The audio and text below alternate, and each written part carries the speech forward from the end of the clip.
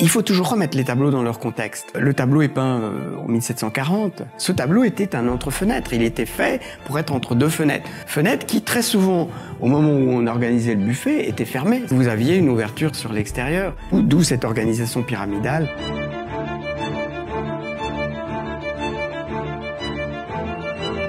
Il a appartenu au plus grand orfèvre de l'époque Empire, Jean-Baptiste Odiot. Ensuite, on le retrouve chez Jacques Helps, qui était le plus grand collectionneur d'argenterie. On le retrouve chez Arturo Lopez. Mais aujourd'hui, la plupart de ces tableaux sont dans les grands musées.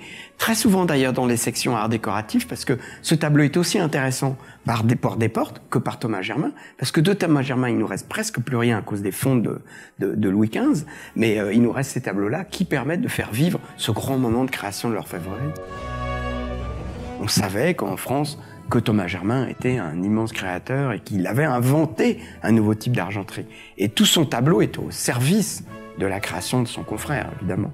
Thomas Germain avait son atelier au Louvre et François Desportes, s'est attesté, lui rendait fréquemment visite. Desportes a représenté certains objets. Le pot à oil, a priori, c'était pour mettre un plat chaud, genre soupe ragoût. Un plat à ragoût très similaire de Thomas Germain se trouve aujourd'hui au Louvre et provient de la collection Penthièvre-Orléans. La terrine avec les têtes de sanglier. Regardez l'intérêt qu'il a pour la lumière, la façon dont il a cherché à capter la lumière sur le marbre qui est là.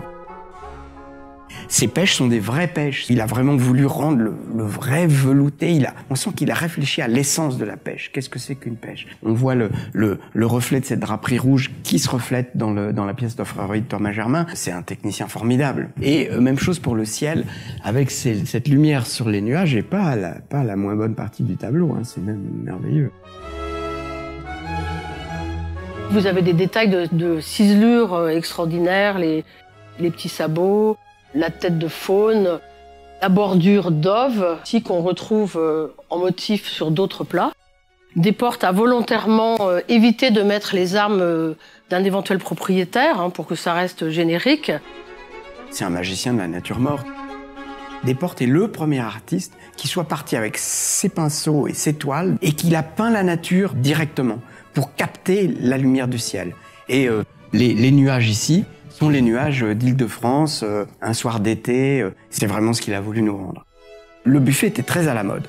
Il faut se mettre aussi dans le contexte, on dit que c'était des tableaux de salle à manger. Mais en réalité, il n'y avait pas de salle à manger. On dressait les tables, ça devait être merveilleux. Donc on faisait des grands buffets, des buffets de fruits. Et ça, c'est la tradition flamande. Et on fait des tableaux comme celui-ci qui dérivent effectivement de ces grands buffets ou de ces grandes scènes de marché à profusion que Rubens et Snyders, après lui, ont diffusé dans toute l'Europe. Donc la formation de Desportes, elle est là. Mais il apporte cet esprit français plus organisé, plus concentré.